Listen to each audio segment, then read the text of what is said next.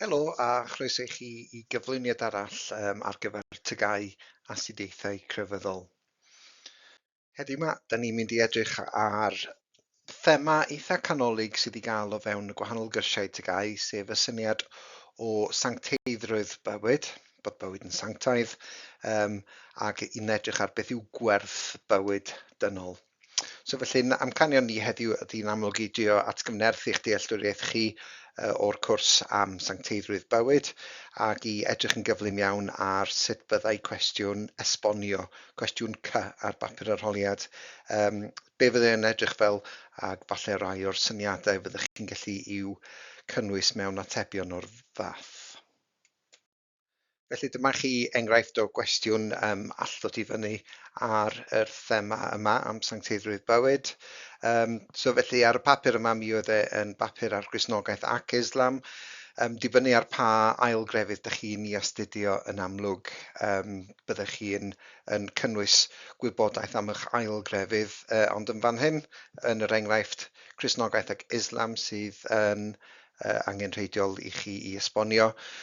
Eto mi allith cwestiwn ofyn i chi i sôn am Gristnogaeth neu Islam neu chael-grefydd chi, neu yn amlwg ac lle mae rhaid i chi sicrhau eich bod chi'n cynnwys y ddwy grefydd yn eich atebion chi. So gwnewch siŵr pan ydych chi yn paratoi a'ch pan chi yn eich arholiad, pan chi yn edrych ar y cwestiwn yn ofalus yn gweld beth yw gyfynion y cwestiwn, ydyn nhw'n gofyn am y ddwy grefydd neu eich bod chi'n dewis un neu llall.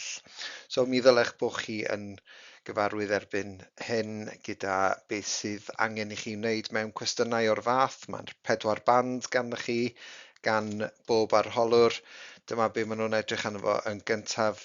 Maen nhw'n trio penderfynu pa fand fyddai eich ateb chi yn rhan ohono fo yn mynd o 0, yn amlwg bod dim byd perthnasol yn yr ateb, i yr atebion gorau sydd yn band 4. So gwnewch siŵr bod chi falle'n esbonio'n rhagorol, bod chi yn fanwl, a bod gennych chi ymwybyddiaeth glir o syniadau crefyddol, cred grefyddol arferion, os di hynny'n berthnasol.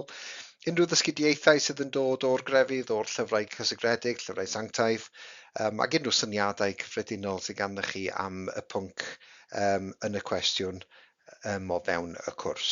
So mae'n esbonio'r rhagorol, wedyn i band 3, ydych chi'n mynd i dda iawn, wedyn mae band 2 yn foddhaol, ac wedyn os ydy e'n gyfyngedig, os ydy e'n limited o ran eich cynnwys, yna band 1 ydy o. Ac ym mhob band wedyn, mae e'n rhoi trychwant o farciau ar gyfer i'w gosod ar y cyfer eich atebion chi.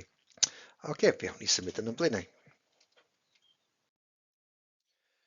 Pe bawn ni'n gofyn i chi i edrych ar y rhestr yma o'r cemegion sydd ar y sgrin ar hyn o bryd, a'ch bod chi yn edrych arnyn nhw, tybed y fyddwch chi'n gallu meddwl, pe bai chi'n rhoi rhain at ei gilydd fel cynhwysion, beth fydde fo yn i'w greu yn yr amgylchiadau cywir. Wel, yn syml, dyma i chi y cemegion sydd i gael fel cynhwysion os hoffech chi o fewn y corff dynol. Pe bai chi yn mynd i mewn i siop ddychmygol ac eich bod chi yn prynu yr cemegion yma, yna mi fydde chi yn gallu mynd at y till ar y diwedd ac pe bai chi'n rhoi cyfanswm gwerth gynhwysion yma, mi fyddai eich cyfanswm chi'n dod yn rhywbeth tebyg i 2.70 ceiniog. So dyna i chi beth yw gwerth yr cemegion sydd tu mewn i ni sydd yn gwneud y corff dynol sydd yn creu corff dynol. So be da ni angen edrych pan da ni'n edrych ar gwerth yr bywyd dynol, yda ni wir yn werth mwy na 2.70 ceiniog. Dwi'n sicr eich byddech chi'n cytuno i ddweud bod bywyd yn llawer mwy gwerthfawr na yr cynhwysion sydd yn creu y corff dynol. Felly wrth i ni symud ymlaen i weld ac i feddwl mwy am beth yw gwerth bywyd dynol, dyma i chi rai lluniau i drio cael chi i feddwl am pa mor arbennig yw bywyd dynol a pa mor werthfawr ydy o, pa mor anhygoel ydy be mae pobl neu bodau dynol yn gallu gwneud. So beth sy'n ni'n hoffi chi wneud, fyddai gwasgu'r bwtwm saib ar y sgrin yma, ac ewch drwy'r lluniau a trio gweld beth da ni yn geisio i ddangos yn fan hyn am pa mor werthfawr ac anhygoel ydy bywyd dynol. Gadewch i ni weld sut hwyl gawsach chi wrth edrych dros rai o'r lluniau ar y sgrin. So byddai llawer iawn o bobl sydd yn grefyddol ac yn angrefyddol yn nodi ein bod ni yn anifeiliaid, yn famaliaid sydd wedi esblygu dros y canrifoedd ac wedi esblygu i wella ac i fod yn fwy soffistigedig. Byddwch chi'n gallu cyfeirio at yr emosiynau amrywiol sydd ganddyn ni fel bodau dynol, ac hefyd yn amlwg ein personoliaethau ni, yn hyn sydd yn gwneud ni yn unigryw ac sy'n gwneud ni yn ni, ein personoliaeth ni yn anhygoel, a'r syniad fod ganddyn ni hefyd y syniad yma o fod yn dosturiol, o fod yn dangos gofal tuag at eraill ac yn dangos cariad tuag at eraill. Byddwch chi yn gallu cyfeirio at y syniad fod rhai bobl crefyddol, llawer o bobl crefyddol, yn teimlo bod rhan ysbrydol yn perthyn i'r corff dynol, nid jyst y mater corfforol sydd yn rhan o fod dynol, ond fod yna ysbryd tu mewn i ni, yr hyn da ni'n ei alw yn enaid. A hwn sydd yn amlwg yn sicrhau ac yn golygu'n bod ni yn gallu cario yn ein blaenau ar ôl marwolaeth ar diwedd y corff materol, bod yna elfen ysbrydol ohonom sydd yn parhau yn i'w blaen mewn syniadau fel nefoedd, uffern neu ail ymgnawdoli ac yn y blaen. Yn fan hyn, efallai eich bod chi wedi cael y syniad o gydweibod sydd gan bobl bodau dynol, hefo yn amlwg temptasiynau i wneud y pethau anghywir, i wneud yr hyn da ni'n alw'n ddrwg, neu trio gwneud y pethau da. Y synwyr mewnol sydd ganddyn ni sydd yn gallu gwneud penderfyniadau da. Wedyn yn fan hyn, fe allwch chi gyfeirio at yr talentau arbennig amrywiol mae bodau dynol yn gallu i'w creu. Ac yna y syniad yn bod ni yn gallu ysbrydoli eraill ac yr ffaith yn bod ni'n gallu cael ein ysbrydoli. Wedyn mae gennych chi'r syniad yn bod ni yn ddeallus ac yn gallu astudio a dysgu mewn yn dda. Ac wedyn yr syniad yn bod ni hyd yn oed yn gallu cyfathrebu, nid dim ond cyfathrebu mewn un iaith, ond y ffaith bod ni'n gallu dysgu a dynwared gwahanol ieithoedd a dod i ddealltwriaeth ohonyn nhw. Ac yn amlwg, rhywbeth arall sydd yn gwahaniaethu ni falle o anifeiliaid eraill ydy yr syniad bod ni hefo'r elfen ysbrydol yma a bod gan bobl ffordd o feddwl sydd y tu hwnt i'r hyn sydd i weld yn y byd, yn bod ni'n gallu mynd drosodd i'r sfer ysbrydol ac yn dod i ddeall pethau fel y syniad o dduw a diwdod. So mae rhain y bethau fyddwch chi'n gallu cyfeirio atyn nhw fel pethau sydd yn gwneud ni yn arbennig, yn anhygoel ac yn sicr yn rhoi gwerth i fywyd dynol. Felly dyma i chi. Crynodeb i chi wrth i chi adolygu ac i baratoi ar gyfer cwestiwn o'r math. Yr pethau da ni wedi trafod amdano nhw sydd yn gwneud person i fod yn werth mwy na'r 2.70 ceiniog yna. Y ffaith bod ganddyn ni y gallu, bod ni yn fodau sydd yn alluog i wneud ac i feddwl am wahanol bethau. Y syniad fod ganddyn ni foesoldeb, bod ni'n deall y gwahaniaeth rhwng da a drwg. Yna mae gennych chi'r syniad bod ni'n gallu rhesymu, da ni'n gallu gweithio pethau allan, da ni'n gallu bod yn logical iawn yn Saesneg, da ni'n gallu gweithio pethau allan mwyn gweld sut mae pethau yn gweithio a sut i wneud pethau. Y syniad fod ni yn gallu ymateb i ddatguddiad, so yn fan hyn fi allwch chi sôn am ddatguddiad crefyddol. Bod ni yn gallu dysgu pethau oeddwn ni ddim yn gwybod o'r newydd a bod ni'n gallu derbyn gwybodaeth o'r newydd, boed o gan dduw neu beidio. Wedyn mae gennych chi'r syniad o concern sydd ganddyn ni at fodau eraill, bod ni yna i helpu ein gilydd ac yn teimlo'r amser i edrych ar ôl ac i ddangos tosturi tuag at eraill. Y ffaith bod ni'n gallu creu a defnyddio offer mwyn gallu gwneud bywyd yn haws. Bod ganddyn ni yn personoliaethau gwahanol sydd yn gwneud ni'n anhygoel ac yn unigryw. Ein gallu ni i fod yn ysbrydol, yr sffer ysbrydol yma sydd yn perthyn i fodau dynol. Ac yna yn cymeriad ni, eto sydd yn debyg iawn i bersonoliaeth, ond yn cymeriadau unigryw ni sydd ganddyn ni. Y ffaith bod ni'n siarad mewn ieithoedd gwahanol, yn gallu cyfathrebu mewn ieithoedd gwahanol, fod ganddyn ni gydwybod, bod enaid ganddyn ni, bod ganddyn ni gof ac atgofion am bethau sydd wedi digwydd yn y gorffennol, bod ganddyn ni holl rychwant o emosiynau a bod hynny'n gallu amrywio un funud i'r llall, ac yr ffaith bod ni yn gallu cael ein ysbrydoli gan eraill, a'r ffaith bod ni yn gallu ysbrydoli eraill hefyd. Mae'r rhain i gyd yn dangos i chi pa mor werthfawr yw bywyd dynol. Ac yn sicr, pe bai chi'n edrych ar rhyw fath o gyfrifiadur neu rhyw fath o robot fyddai'n gallu gwneud hyn i gyd, byddech chi wir yn meddwl bod yr teclyn yna yn hynod werthfawr, yn llawer mwy na'r 3.70 ceiniog. Os oes gennych chi amser, ceisiwch gopio yr link yna ac edrychwch ar y clip fideo byr sydd i gweld yn fan yna, sydd yn dangos pa mor arbennig yw bodau dynol. Felly, da ni'n mynd i symud ymlaen at derm arall sydd yn ymwneud â'r thema yma, sef y syniad o sancteiddrwydd bywyd. Mae hwn yn derm sydd yn mynd i ddod i fyny yn aml iawn ar bapur arholiad, neu yn syniad fyddech chi'n gallu cyfeirio ato fe o fewn eich papur arholiad. Mewn unrhyw gwestiwn sydd yn gwneud chi i feddwl am pa mor arbennig yw bywyd. Hynny yw, mewn cwestiwn fyddai falle fel yr enghraifft yn ei dangos yn fanna lle maen nhw'n gofyn i chi i esbonio beth yw gwerth bywyd dynol. Ond hefyd mewn themau sydd i weld o fewn eich papur arholiad chi, themau dylech bod chi wedi astudio yn ystod eich cyrsiau chi. Unrhyw beth sydd yn ymwneud â byw neu farw, so bywyd a marwolaeth. Fi allwch chi sôn am fan hyn am bwysigrwydd bywyd dynol a'r syniad i bobl crefyddol fod bywyd yn sanctaidd. So unrhyw gwestiwn allwch chi weld yn dod i fyny am erthyliad, abortion. Unrhyw gwestiwn fyddwch chi'n gallu gweld am euthanasia.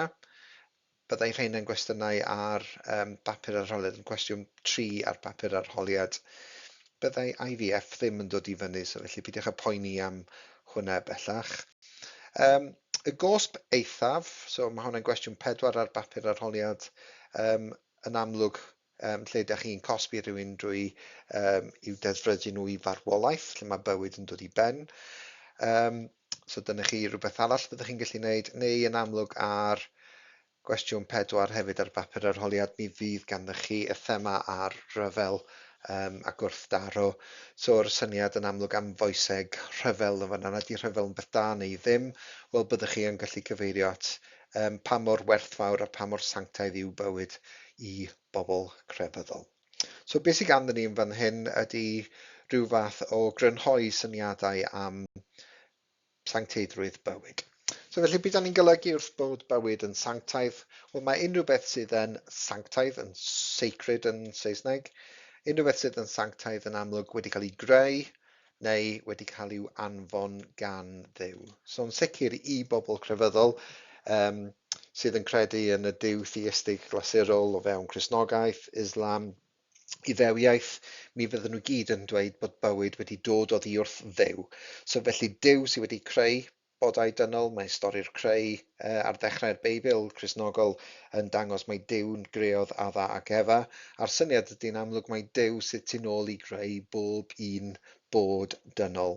Oherwydd hynny felly, mi dyn ni'n dweud bod bywyd yn sanctaidd. Meddyliwch am bethau eraill sy'n sanctaidd.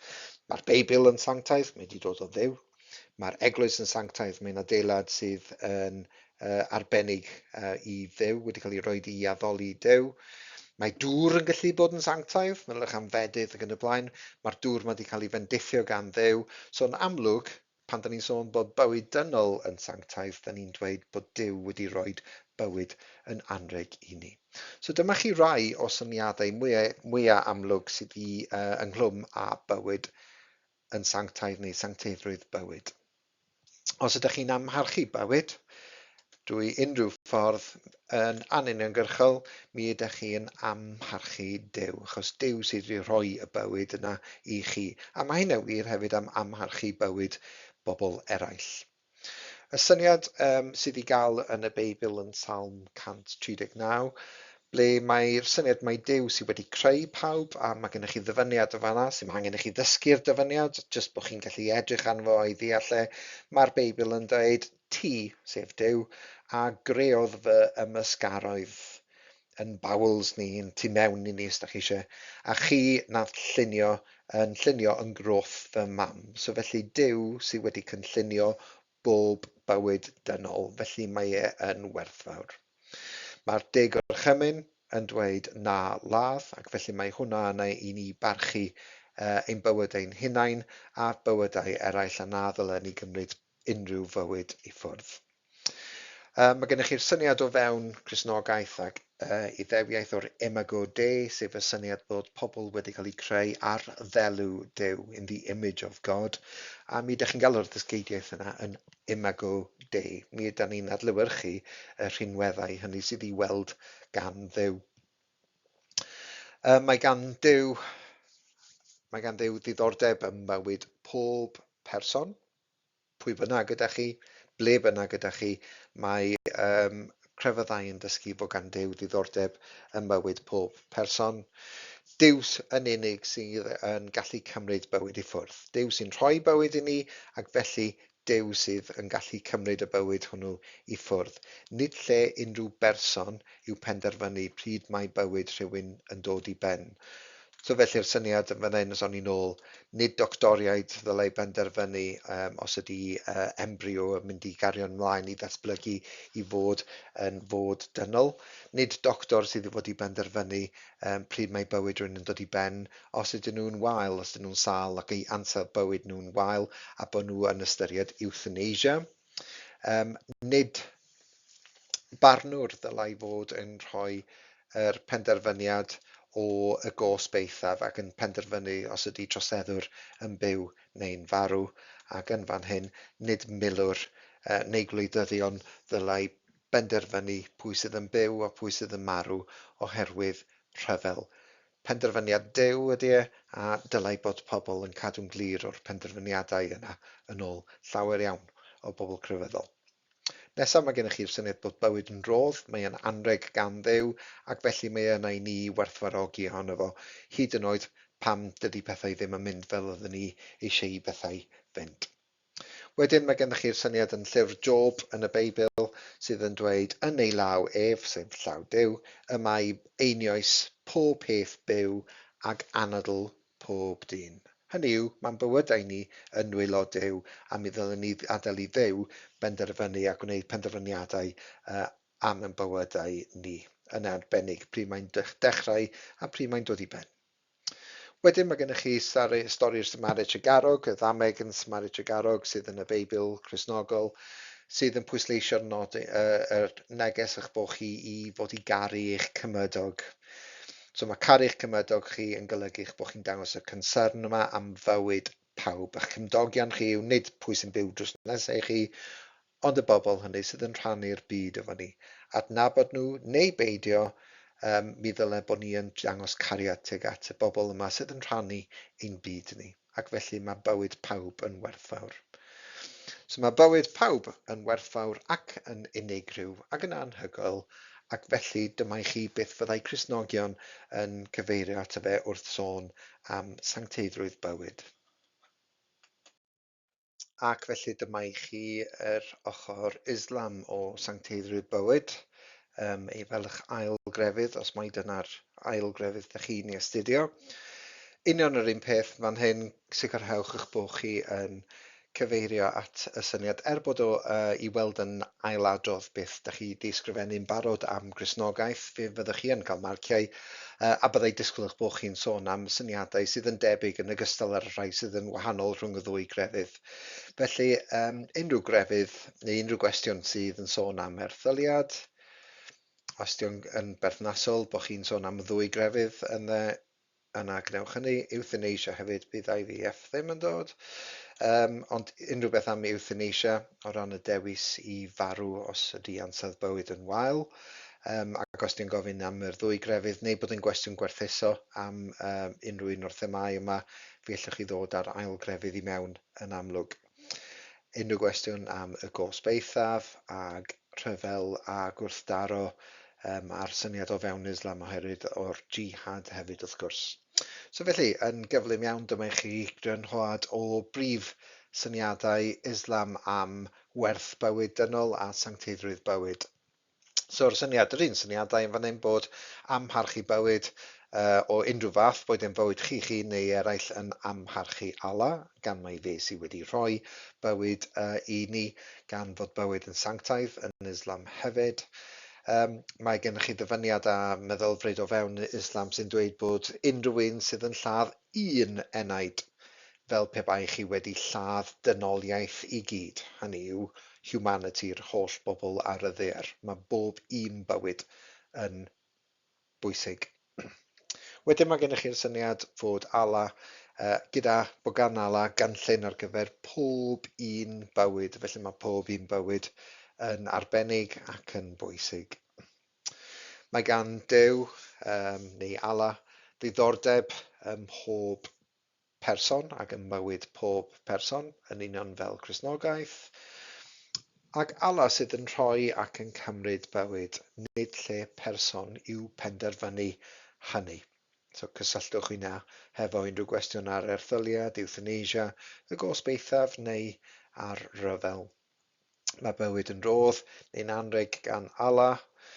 Mae'r Quran yn dweud fod hyd penodol i fywyd person a ni ddylai unrhyw berson dorri ar draws hynny. So felly, yn ôl meddylfryd Muslemaidd, mae gan bob un ohonon ni fan hyn hefo hyd penodol i'n bywydau ni, hyn a hyn o flynyddoedd, ac nid lle unrhyw berson ydy trio ymyrryd efo'r hyd yna y mae Duw neu Allah wedi ei benderfynu ar ein cyfer ni. Da ni ddim yn fod i ddod â hyd bywyd rhywun i ben yn gynt na mae ei fod. A wedyn mae gennych chi ddyfyniad yn y Coran sy'n dweud nad nid oes neb yn marw heb ganiatâd Allah, fe sydd efo'r dweud am pwy sydd yn byw a pwy sydd yn marw. Does neb arall efo caniatâd i benderfynu hynny. Ac yn olaf, mae bob bywyd yn werthfawr ac yn unigryw yn ôl Islam. So dwi'n gobeithio felly, byddech chi'n hyderus yn ceisio cyfeirio trai o'r dysgudiaethau a'r syniadau crefyddol yna i ateb cwestiwn fel sydd ar y sgrin gan gyfeirio at Gristnogaeth ac Islam. Esbonwch dysgudiaethau ynglyn â gwerth bywyd dynol, a mi fyddech chi'n sicr yn dod ar syniad o fod bywyd yn sanctaidd neu sancteiddrwydd bywyd i mewn i'ch atebion yn y cwestiwn yma. So felly, dyma i chi, dwi ddim yn mynd i fynd drwyddyn nhw i gyd chi, ond dyma i chi rester o rai pethau fyddech chi yn gallu dweud o fewn cwestiwn ar Gristnogaeth ac Islam am werth bywyd dynol. Dyma i chi'r pwyntiau byddech chi'n gallu cyfeirio atyn nhw yn ogystal â rhai dwi wedi drafod yn barod hefo chi. Ac yna, pe ba'r cwestiwn yn gofyn am y ddau, fel mae hwnna'n gwneud, dyma i chi be fyddech chi'n gallu ychwanegu am Islam. So felly, dyna paid, yn sicr fydda ddim disgwyl eich bod chi'n sôn am bob un ohonyn nhw, fydda gennych chi'n amser i wneud hynny. Ond dyna i chi yn y ddwy grefydd yna. I rai hynny ond chi sydd falle'n astudio ail grefydd gwahanol, mae gen i un enghraifft i chi'n fan hyn o gwerth bywyd dynol Cristnogaeth ac Iddewiaeth. Yn union yr un pwyntiau fyddai y rai Cristnogaeth yn amlwg. Ond wedyn pan fyddech chi'n dod at Iddewiaeth, dyma i chi rai o'r syniadau y byddech chi yn gallu i sôn amdanyn nhw. Eto yn eitha tebyg o ran mae bywyd yn sanctaidd o fewn iddewiaeth, a byddech chi'n gallu sôn am bethau falle fyddai'n fwy unigryw o fewn y Tora i chi i'w cynnwys mewn ateb o'r fath. Os da chi'n gwneud un o'r crefyddau eraill, does gen i amser yn fan hyn i sôn am pob un o'r crefyddau, ond os ewch chi ar wefan Cybac, fe newch chi weld bod esiamplau o grefyddau eraill ar gael hefyd yn y cynlluniau marcio. Dyna chi nhw ar gael yn y Saesneg os ydy hwnna'n helpu chi i deall nhw'n well. A dyna ddiwedd y cyflwyniad yn fan hyn am thema sy'n eitha canolig ac yn bwysig o fewn y pwnc TGAU i gyd. Gobeithio'ch bod chi wedi cael rhyw fath o fydd allan o'r cyflwyniad yma. Hwyl fawr am y tro.